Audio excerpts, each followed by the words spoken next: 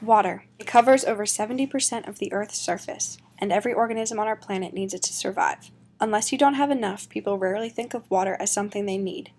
Privileged individuals use water for so many other things, like transportation, recreation, and as something relaxing to look at. In the stories we've read, water means even more than that. In beginnings, Maheo used water as the source of everything that would be created. Out of the water, the fish, birds, and even land were formed. In the water of life, 3 boys set out on a journey to find this magical substance, the only thing that could save their king and give them a chance at inheriting the throne. The Aztecs even had a story where the world was on fire. One bird had the courage to place water on the fire, 1 drop at a time, and eventually all of the birds joined together and extinguished the fire. Because of the water, the earth was saved and new life could be created again. However, water isn't always seen as something creative.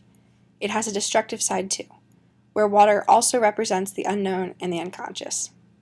In a story we read, a young boy took what his auntie said too literally and drowned a puppy in a stream.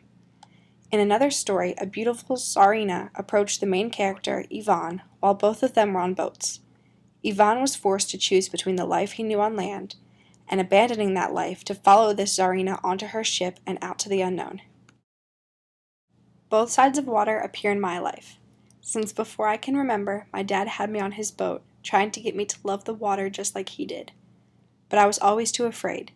Even on a 30-foot boat, I would hide in the cabin and cry whenever the boat started to tip too much.